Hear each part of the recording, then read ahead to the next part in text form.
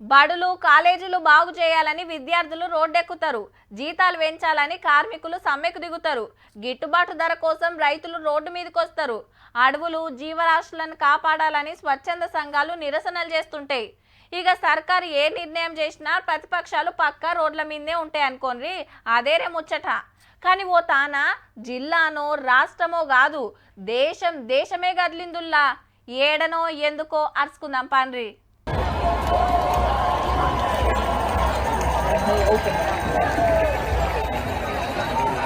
చికాగోలో సిచ్చు పుట్టింది, Boston bug అన్నది, California కథం దొక్కింది, వాషింగ్టన్ వార్ చేస్తుంది, పోర్ట్లాండ్ పోరాడుతుంది.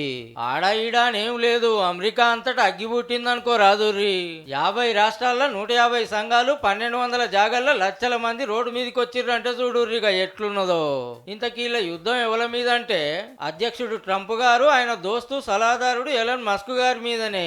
సర్కార్ ఆఫీసులు మూసేసుడు, కొలువులకెళ్లి వీకేసుడు, వైద్యానికి నిధులు తక్కువ చేసుడు, వలస వచ్చిన వాళ్ళని ఎల్లగొట్టుడు, దునియా దేశాల మీద ట్యాక్సులు వేసి దుష్మన్లను పెంచుతుండే వరకు అమెరికాను ఆగం పట్టిస్తుర్రని హ్యాండ్స్ ఆఫ్ పేరు మీద పెద్ద ఉద్యమమే నడుస్తుంది. ట్రంప్ ని ఇంటికి పంపాలే, మస్క్ ను మార్స్ గ్రామం మీదికి దోలాలే అని అట్టల మీద రాసుకొచ్చి నిరసనలు చేస్తాండ్రు. అగో ఏ సిటీలో చూడు తోవలు గల్లీలన్నీ జనాలతోనే నిండిపోయినాయి. రెండో పారు అధ్యక్షుడై 2.5 నెలలే.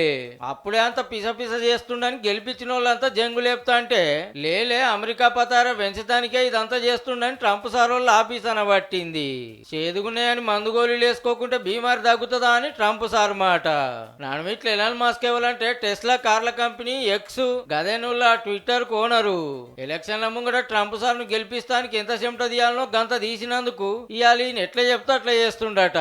గిట్లా అమెరికాలంతా ఆగమాగం ఉండే వరకు దునియా స్టాక్ మార్కెట్లు తుప్ప కూలినాయి. మన కంపెనీలంగడు ఒక్కనాడే 20 లక్షల కోట్లు లాస్ అయిందంటే చూడుర్రిగా ఎఫెక్ట్ ఎట్లున్నదో. అయ్యగారు ఇంచు తగ్గకుంటే ఇట్లనే చేసినా అంటే గదేదో ఆర్థిక మాంద్యం అంటారు చూడుర్రి. పైసలకు తిప్పలై దందాలు లాస్ అయి కొలువులు పోయే కథ అవుతుందేమో అని బుగులు పడతారు చాలా మంది. అయ్యా ట్రంప్ గారు జర శాంతించు సామి.